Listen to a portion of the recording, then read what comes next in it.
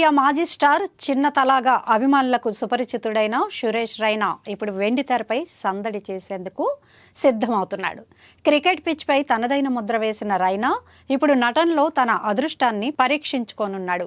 ఆయన ఓ తమిళ చిత్రంలో నటుడిగా అరంగేట్రం చేయబోతున్నాడు. క్రికెట్ నేపథ్యంలో తెరకెక్కనున్న ఈ చిత్రానికి లోగాన్ దర్శకత్వం వహించనున్నారు. డ్రీమ్ నైట్ స్టోరీస్ పతాకంపై శ్రవణ్ కుమార్ ఈ సినిమాను నిర్మిస్తున్నారు. ఈ విషయాన్ని నిర్మాణ సంస్థ అధికారికంగా వెల్లడించింది. చెన్నై సూపర్ కింగ్స్ కు ప్రాతినిధ్యం వహించడం ద్వారా రైనాకు తమిళనాడుతో బలమైన అనుబంధం ఉంది.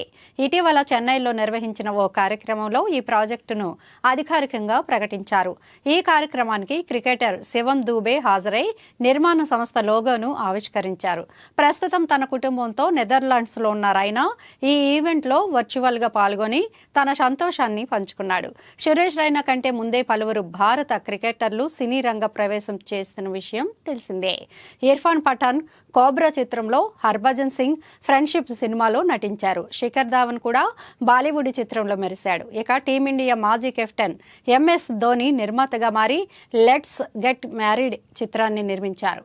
ఇప్పుడు అదే బాటలో రైనా కూడా సినిమా ప్రపంచంలోకి అడుగు పెడుతున్నాడు.